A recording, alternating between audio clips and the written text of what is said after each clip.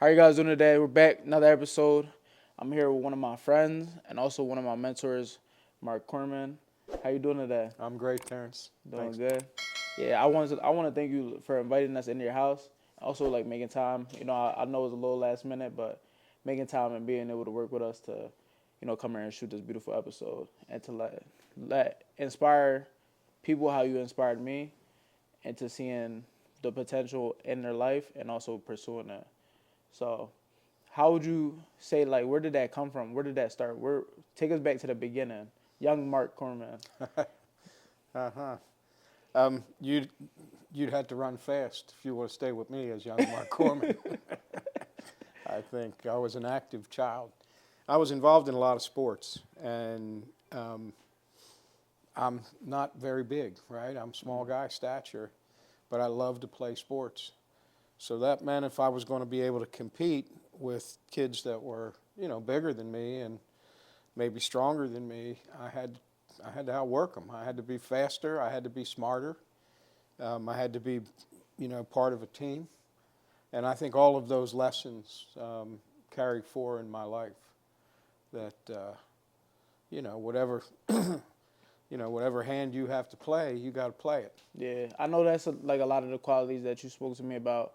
Always being determined and being competitive and everything. I know that's where you are, as far as throughout your life, especially playing sports. You talk about playing all the sports that you played. You played rugby collegiately, so I did. you weren't no slouch at rugby. You were pretty good. You're pretty good. Take us to that. You wanna. So you went. Where were you born at? In Baltimore. You were born in I Baltimore. grew up in Baltimore. Grew up in Baltimore, and then you came up to Pennsylvania to attend college. Well, there's a little bit in between those two Yeah. things, right? I grew up in Baltimore, and when I first graduated high school, I wrestled almost my whole life. From the time I was like 8 years old, I was a wrestler, and if I had to say that what was my very best sport, that I was, it was probably wrestling, because I'd match up with somebody my size or at least Yeah. my weight, and like I said, I have always felt like it's up to me to outwork you. And if you outwork me, that's because I let it happen. So when I got to match up with people that were my size, it was good for me because I was ready for them, and I wrestling. So I wrestled, played a lot of football, of course. You played lacrosse in high school. So I played a variety of sports, and I think, the thing about sports was I like to be active, right? I like to be athletic and all that good stuff. But being part of a team is really pretty special, and recognizing the obligations that you have to your teammates and the expectations that you have of your teammates. Yeah. That's all stuff. That's all lifetime stuff that carries through. And it builds qualities, like everlasting qualities. Mm-hmm. You leadership skills. I think I tell people all the time. One of the best things that ever happened in my life was being able to play a sport, because of all the qualities it gave me, and the paths that it opened up for me. Mm-hmm. But to talk about your athletic career in high school, you said wrestling was a little easier because obviously you outworked everybody, and now you're going against people who are around your stature and around your weight. What was it like playing those other sports, so like lacrosse, where you don't know if you're going against someone that's 6'7" the next day? Well, like I said, you just got to run harder. You got to work harder. You got to try harder. And sometimes you take it on the chin. This isn't a story where you win all the time. You Yeah. get knocked off, you knocked down, you get up. That's all there is to it. It's learning that perseverance. But I want to answer your question about. I grew up in Baltimore. Went to high school in Baltimore. I actually spent the first 2 years after high school working in a hardware store, and going to school and coaching. Working with kids and helping kids has always been, I guess, from the very beginning. You could sort of see that, and if we follow my life, I've always been somewhat committed to those who Helping don't have the others. same. Yeah, well, Yeah. not just helping others, but in my life, what I observe mostly is not everybody gets to start in the same place. So those who have to start the race in the back of the pack, if you will, I like to see what I can do to help them catch up and help Yeah. them be successful and achieve. And that sort of goes through with coaching and other things.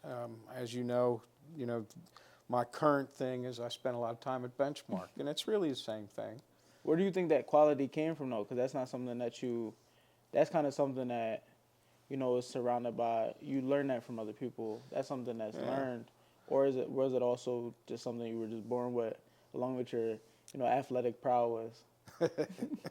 I I don't know. To be honest with you, I don't know. I get a great deal of satisfaction when I feel like I can be effective in helping others. So it's not nearly so noble. There's a Yeah. selfish piece to it, if you will. But I went to school for 2 years at home in Baltimore. I was very fortunate. I had two loving parents. They gave us we weren't wealthy by any means, but we were middle class. And my dad worked hard. My mom stayed home. We learned the lessons we were supposed to learn. We knew the difference between right and wrong, or else my father would explain it. Yeah. But I had grown up in Baltimore, and I was ready to experience more. I was going to school, commuting, and there was a whole life out there of being able to live at college and live on your own for the first time. And so after 2 years of being at home, I went away to college. Yeah. And that was when I went to Pennsylvania. For some reason, all of a sudden, when I went to school and college in Pennsylvania, at California State College, my experience academically really changed. I was never really a great student. As a matter of fact, one of my family's favorite stories was when I was in high school, when the vice principal for discipline had a meeting with every one of my teachers, me, the guidance counselor, and my parents. And they all went around the table to say how I was a bright kid and a nice kid, but I was disruptive. I thought things like he thinks he's a comedian kind of comments. And I needed to get myself squared away. It's a longer story, but we don't have enough time for all that. Yeah, But my father had something to say about that when I got home. I want to circle back to that though before we get into college. Is that you brought up, like your beginning of coming from a two-parent household, and it may not have been the best, but it wasn't the worst. And obviously, learning the lessons that you learned from your mother and your father, things that you need, such as structure. They gave you structure, they gave you discipline, but they also gave you love and caring. I want to know, like, because I know a lot of people that come from two-parent households, they feel as though, they didn't start off on the wrong foot, so there has to be some sort of internalized guilt, whereas, like, they feel as though their lessons and their morals and everything that they're given in life is a little less, I would say, like, noble and successful, whereas, like, people that grew up in a one-parent household, they feel as though those people earned it more because of their situation. Was there ever like a stage in your life where you felt like that, where you felt like because you started out in a two-parent household, you think that like your life was easier than other people's and your success came easier? That's a very good question. No, I don't. In a word, I don't. I don't think I've ever felt guilty about that. I feel grateful. But by the same token, it sort of ties into your earlier question. I've recognized the advantages that I had, and hopefully I have taken those advantages and done good things Yeah. with the ones that they've had. It's up to all of us as we can to give back to others. And I think the more successful you are material way in life, it just increases the obligation that you have to share and give back. Yeah.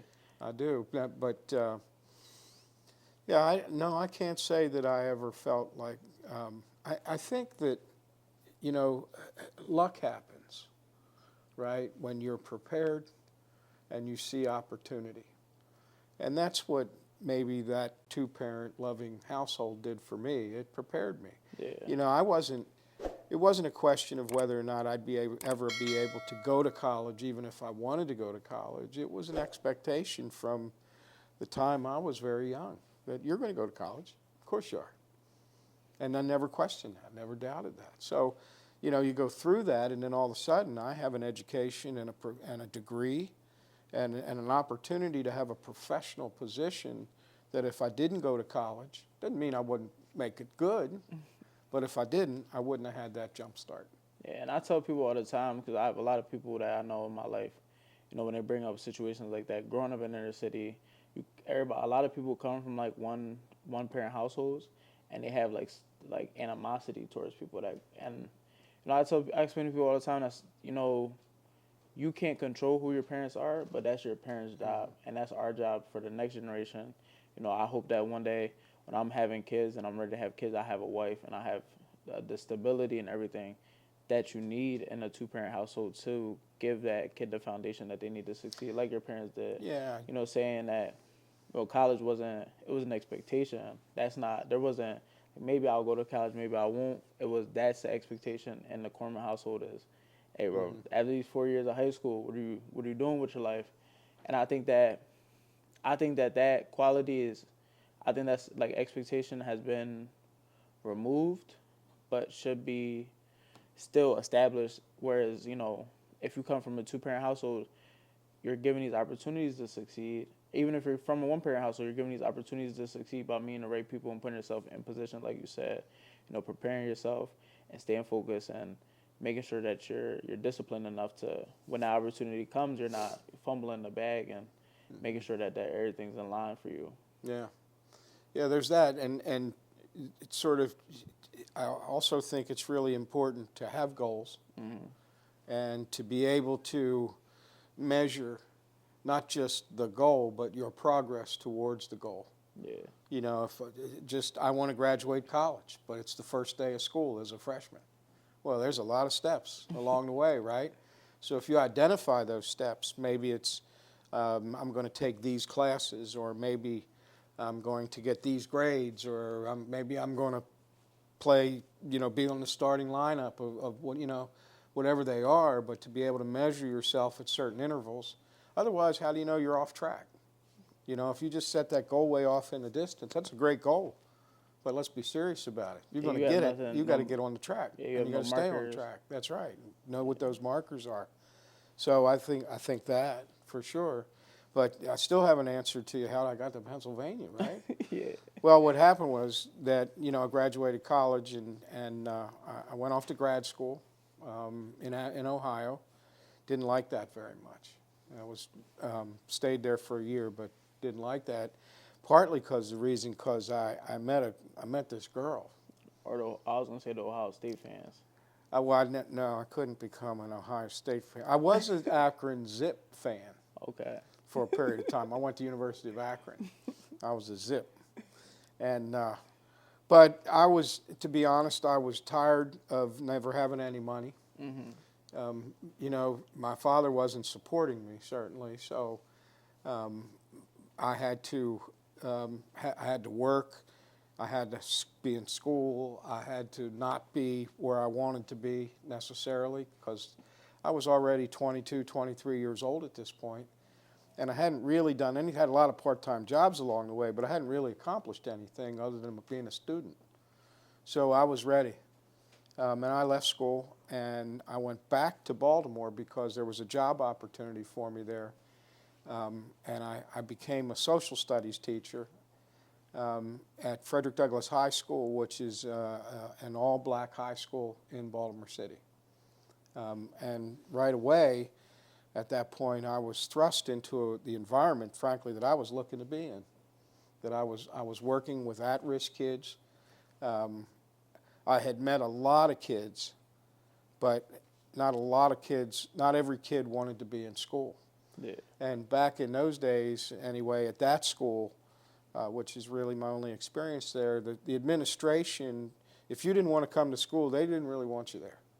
So there was nothing to encourage you. I mean, I'd have, the first day of school, I could have 50 kids in each one of my classes. That's how crowded they would be. But by the end of the school year, maybe I had 35 or 15 in that same class. 35 of them along the way would have either quit school or got kicked out of school or something along the way. So, but that 15 of working with those kids, that's where I began to realize the potential that is untapped in most young people, And all they need is just, some encouragement, some guidance, a little kick in the butt every now and again, right? And that potential begins to open up. I think that's well put. I don't got no other word for that. I only got a $5 word for that. I think that's well put. I think that having someone in your corner like that and believes in you, Yeah. kind of shows you who you can be. Yeah. A lot of people are stuck in who they are and what their situation is, and not what they can be and what their situation can be. That's right. So, and it's a lot of like short-term thinking. I know, obviously you know where I work, so you know the work I do, dealing with the kids that I deal with now and working with them. A lot of them are thinking for a week from now. They're not looking at, talking to them about goals for a month is stretching them thin. Yeah. And then when I tell them I have goals for a year, they look at me like I'm insane. Right. But that's the reality of, that mindset of where I'm at is where I'm comfortable, and also that's what I see my potential as, because that's what everybody around me, that's what their potential is this situation is our end all be all, and that's our floor and our ceiling. Yeah. And can't live in a shack forever. Doesn't really work out like that. That's right. So, either raising that, you gotta raise the floor or raise the ceiling, one of the two, or maybe both. So Yeah, and so a lot of times I think, people that, you're good on the inside, right? Everybody's good on the inside. And all you necessarily need is somebody to say, you're good on the inside. And just sort of help them enjoy a better self-image, help them enjoy the little successes that they achieve. Sadly, so many of the kids that we work with, that we know, have suffered terrible traumas. I mean, just stuff that's unimaginable to somebody with my background, with my upbringing, for example. But to find somebody, or to find a way, if you will, to take those traumas that make you angry and make you make bad decisions, because that's what could be behind them, to use that and figure out how does that motivate a child or a student to make good decisions, to use that trauma not to continue the anger, but to recognize the anger and say, this is what's happened to me, this is how I'm going to learn to deal with it in a positive way. When you get kids to be able to think that way, it's life-changing, I think. It's transformational. yeah, changing mindset definitely. Yeah. It's not the easiest thing to do. A lot of people think that changing the mindset is like as easy as it's spoken No, about. it's very hard to Even do. changing your own mindset is That's probably right. one of the hardest things that you'll ever do. Yeah, and It's a growth stage that a lot of people they're afraid to be in, and they also don't know how to.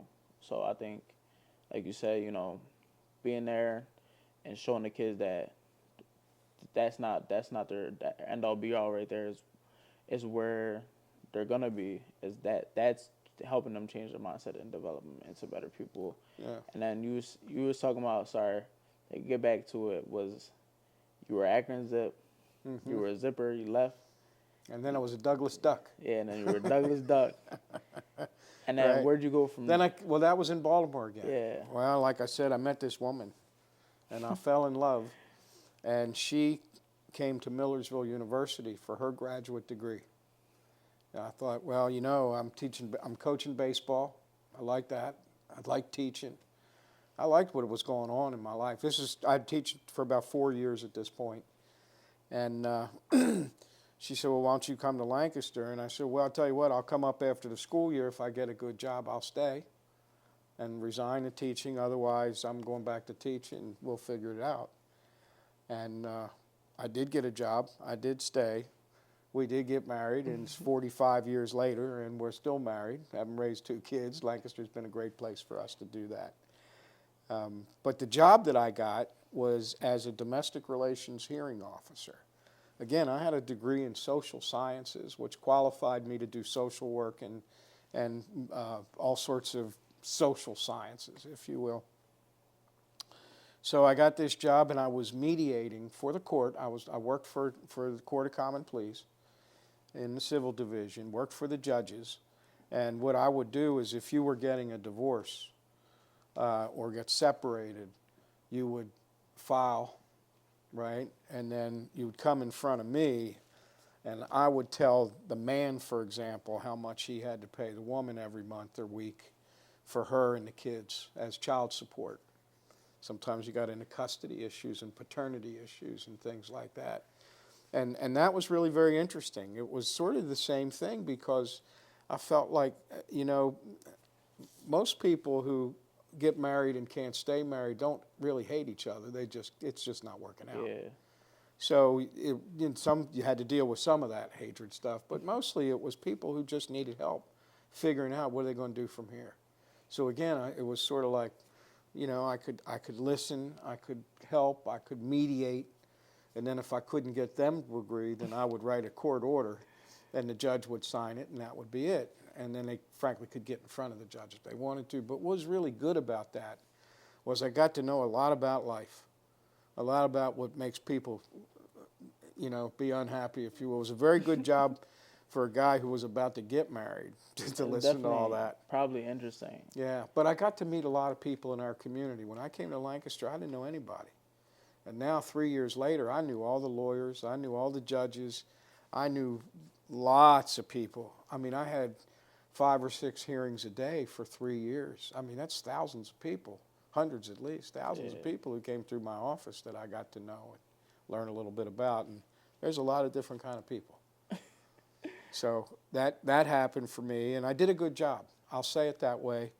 And I don't mean it as an egotistical way, but what happened was there's a company in town that was owned by a group of lawyers, and I got to know these lawyers because they came in front of me representing their clients in family matters, right? And they came to me and said, we like who you are, and if you're interested in working for our company, we'd like you to come. It was in title insurance. I didn't even know what title insurance was. I didn't own a house. And for those who may not know what title insurance is, when you buy a house, you got to get title insurance. Yeah. We're the people who handle the money, who handle the documents, who do the transaction. And so I did that, and then that led to me becoming one of the principals and managing director of what's now the Berkshire Hathaway Company. I'll skip all that story along the way. Before we get into that, and then I got to retire. Yeah, before we get into that, the big, the big hoopla, what you say, the change of course. Going from being like dealing with divorcees and dealing with people that are getting divorced and helping them settle their problems. Mm-hmm. How did that, if at all, I don't know if it did, how did that help you establish a marriage for 45 years? Well, I learned that that's really a good question, because I learned that most people break up because of financial matters. Most people, they got married, they love each other, at least at one point they did, right? And you got to discount the part that she cheated or he cheated, or, there's nothing, that's just the way that is. But most people, really, it's that the stress in their life, the stress in their marriage, comes from not having enough money. And one thing leads to the next. And I think what that really taught me was, when we first got together, Val, my wife and I, we had no money. We both had decent jobs. We were low-paying jobs. She was back in the day, she was a teacher who made very little money back then. And I was working for the county, which is a very low-paying job, right? But so we got into debt, and it took us 5 years to get out of debt. We worked real hard on it to not go deeper and deeper, and it taught us that, if you don't have the money, you can't buy it. And all through life, other than mortgages for a house, once I got rid of our first couple of car payments, I never had another car payment. Made sure to establish yourself. I'd save the money. I'd make like a car payment in the savings account. Yeah, And then, you ride that same car for 5, 6 years, 7 years. It's in good condition, and what the heck? All of a sudden, now you got money to buy another car. yeah, that's definitely one thing that you've taught me is, make sure that if you have goals, if you have anything you want to do in your life, even if it's just, you want to live comfortably, is to stay debt free or to minimize your debt. Yeah, interest eats you up. Yeah, so I think that's one of the lessons that you've taught me. I mean, that was probably the first lesson you taught me.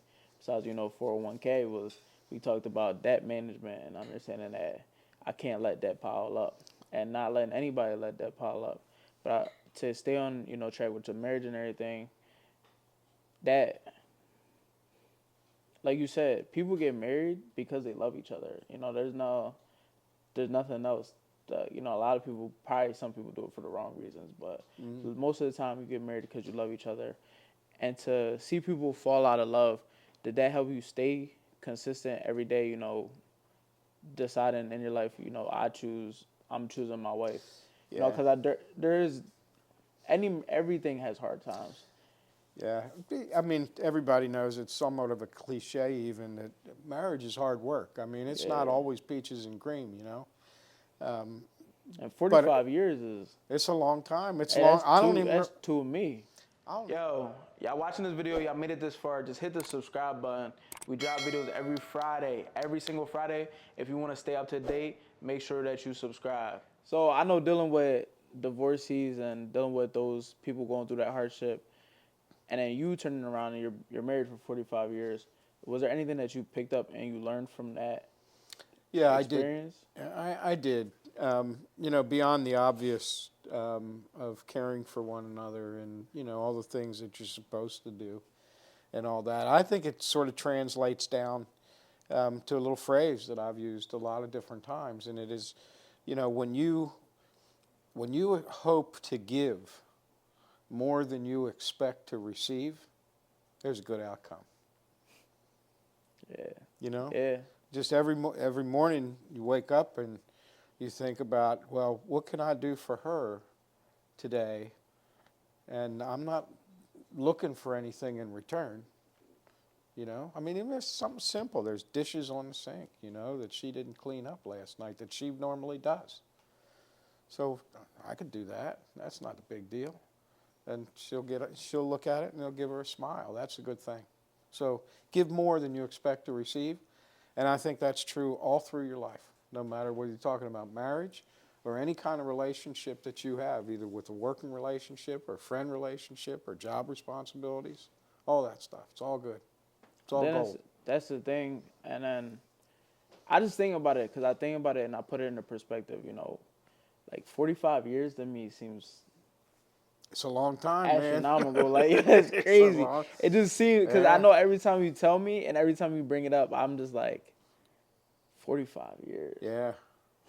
There's a good joke about that too. It's just, we've been married 45 years, and we've had 25 good years of marriage. But that's not true. I'm lucky. Yeah, I know and I think it takes, and people like discredit that, especially in this generation now. Like, and I know people around my age, and I know when I post this is gonna get so much backlash, and I'm ready for it. But I think people discredit that. I think people don't understand how much having a strong woman or man elevates you and elevates your abilities to succeed.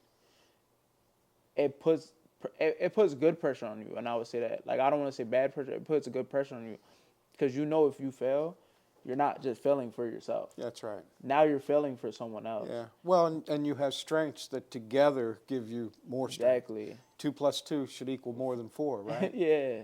And I think I think my generation, they lack that because a lot of people feel as though they need to be strong alone. And I do think it's important to be a strong person by yourself, but I've never discredited the success that could come from having a strong female too. And having that ability to have someone next to you to like motivate you to be better.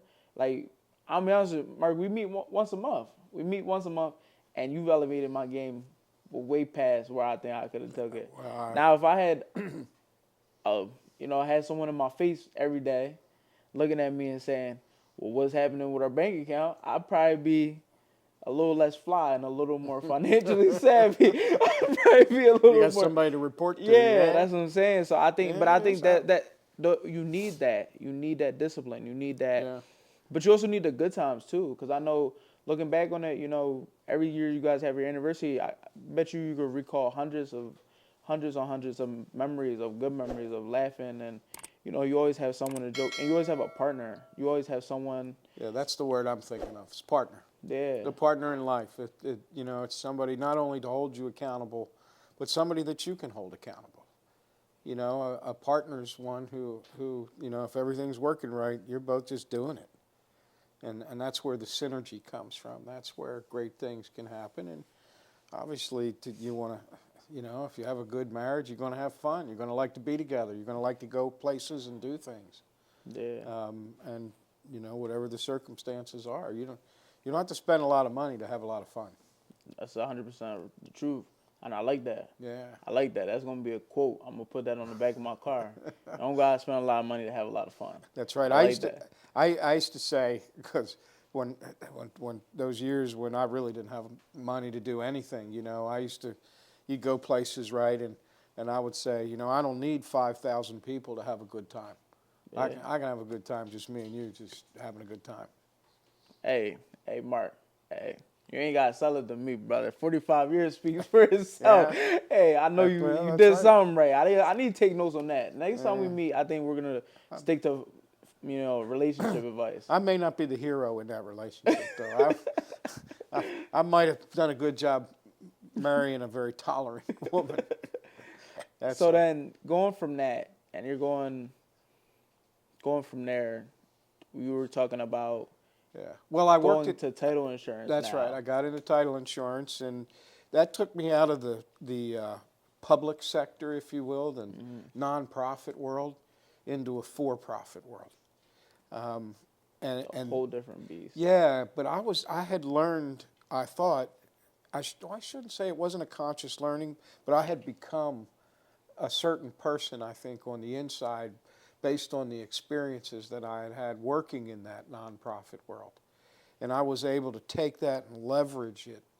And that's who I was on the inside. And if you really believe when you take care of the people, you do a good job of what's expected of you, right? You be customer focused in the private sector kind of world, and the rest of it takes care of itself. And I was lucky. I had good mentors. I had people that gave me good opportunities, and then I thrived. I was able to, I came in not knowing a thing, anxious to learn, to a company that was anxious to teach me or willing to teach me, and then it took off from there. Was there any? Because it wasn't all sunshine and rainbows. Oh, we had days, Was there any moral conflict? Going from nonprofit where I do this because I love this and that there's no monetary value involved. Yeah. To go into for profit, was there any internal conflict that went on? No, not at all, actually, because my focus had changed. At this point, we had gotten married. We were starting to have kids. I had a mortgage. We were buying a house and had a mortgage, and the responsibilities was like all of a sudden I was like, this is like major adult stuff, No more pocket rocket. That's right. This is Mr. Pocket Mr. rocket's Korman. just a memory. This is Mr. Korman now. Now we're That's right. So no, I had obligations and responsibilities, and the desire to have my family grow to have more than I had growing up. It'd be great if every generation you're able to take that step up, Yeah. right? So no, and I would say to you and whoever may ever listen is, you don't have to apologize for making money. You may need to apologize for what you do with it once you make it, but you don't ever need to apologize for making money because there's good things that happen. So then, where did everything that you talked about before? You're not gonna outwork me. I'm gonna be this. I'm gonna be the superstar. I'm gonna be that competitor. I'm gonna show you guys why I believe. Where did that come into play doing title insurance and working Hmm. in the company that you worked with in a ultra competitive field? So like you said earlier, you kind of hinted at title insurance is the real estate game. That's shark infested waters. It's Yeah. bloody waters. Well, you're right. It was very competitive in the world that I worked in, but um, I worked a lot. I mean, I was in the office by 7 o'clock in the morning. I typically did, as I moved up, I Hmm. was in the office early. I worked late. Um, Val, my wife, always had a rule that you be home for dinner. We're going to have dinner as a family. So I was home for dinner. And then when the kids went to bed, I opened my briefcase and I did more work. So I'd be working on average, I would say I worked an average of maybe 12 hours a day, 10 to 12 hours a day. And I did that for 30 years. Yeah. So I was fortunate, retired young. I was 58 years old, 58 years old, just turned 58. So people say, boy, you retired young. But if you counted the hours I worked, I was 92 when I retired. So um, I outworked. I hope I outworked people. But it was not just that. I learned, I cared, I built relationships with people. All those things help you Along the way. succeed. Yeah. Yeah. And then, something that you brought up, it never seemed like it slipped your mind. Even though you worked these hefty hours, it was always like family first. That I think that kept your head on straight probably too, because that's who you're working for. Well, just there's a little difference to that, just a little bit. There's only 24 hours a day, Hmm. and every day, at least when you're in that lifestyle of working and family and kids and all that other stuff. Plus, you want to do a little bit of stuff for yourself, like maybe play around the golf every now and again, or go fishing, or do what you do for your relaxation. Um, there's only 24 hours a day, so you can't get it all done. You can't do all the stuff you want to do any day. I would hope you have that many different interests, right? So you have to decide. Most of the time, clearly, it's family first. Like, not even just like 51%. Like most of the time, like 85, 90% of the time, it's family first. But the other times, maybe it's a time when something big is going on at work, and honey, I just can't be home for dinner. I'm sorry. Or I got to go out of town for this job, or whatever it may be. So there are times, or I'm going to go play golf with my buddies. Yeah. There are times that you have to take care of a lot of different things, not just family, but clearly family is your most important piece. Yeah. And then you retired young, retired at 58. Now living a Living the relaxation dream, life. man. Yeah. Yeah. Living a relaxation life. You're traveling. You get to watch your kids have kids. You get to be there with your grandkids. I know that's probably one of the best feelings. And then you get to just relax and be married. Yeah. So then where does these values that you've used your whole life of, where do they go now? Where do you place them now? How do you stay focused? What's the next big thing? Because I know someone like you, there has to be something.